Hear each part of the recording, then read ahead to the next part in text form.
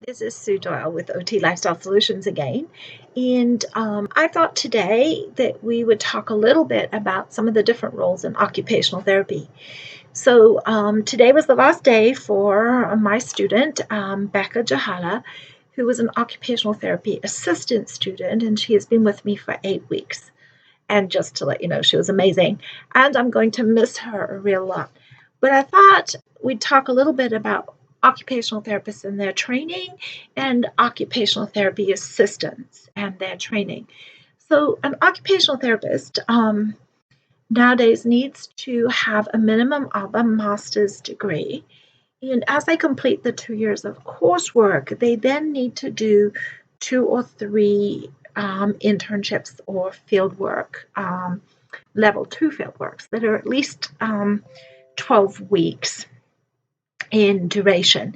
And at that stage, they're working under a licensed therapist, learning the skills that they've got, the academic part for trying to put those into place. Occupational therapy assistants generally have an associate's degree, though you find a lot of people who are applying for that program have a degree in another field already. And then they're coming in and they are having to complete field works as well.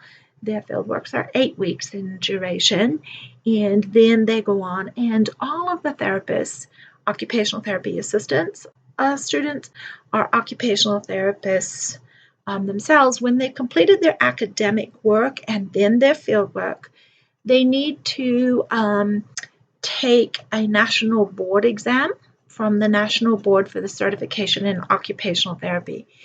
That board exam is pretty extensive, covers all the material you have learned in your academic training, plus some of what you've experienced in your field work, and puts all that together.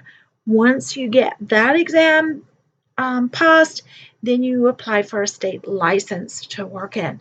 So that's why you'll see the initials Certified Occupational Therapy Assistant /L, which is COTA, we abbreviate them, which means they've done their national board exam, they have their state license, which is the L. And then occupational therapy uses OTR /L, so occupational therapist registered, which means they've done the national board exam and licensed is in the particular state. What are the difference in their roles? Well, the occupational therapist is responsible for overseeing all of the treatment. They are responsible for the evaluation, putting together the treatment plan, certifying or designing that treatment plan and goals, and then looking at making any of the major decisions or skilled analysis that's required throughout the process of treatment. But they're not required to do all of the treatment. An occupational therapy assistant can help with that treatment, and they are very good at those treatments, very good at being creative and putting a lot of skilled work into those treatments. And so then they can actually treat the patient. Different insurances have different rules about when and how occupational therapy assistants can treat and how that's paid.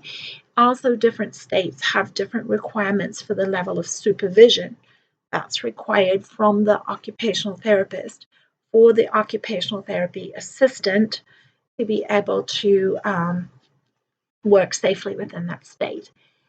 So then the other thing you may see sometimes an aide, occupational therapy aide, a therapy aide. This is a person who's come in and has learned some training within the facility or within the therapy practice that assists with some preparation tasks, or assists with setting up tasks, or assists with cleaning or getting patients ready for treatment, but their treatment's not able to be billed for. Starting next year, Medicare is reducing the reimbursement rate for occupational therapy assistants. And you'll see a lot of other professions have assistants, like a physician has physician assistant, and a physical therapist has physical therapy assistant. So occupational therapy have an assistant like that.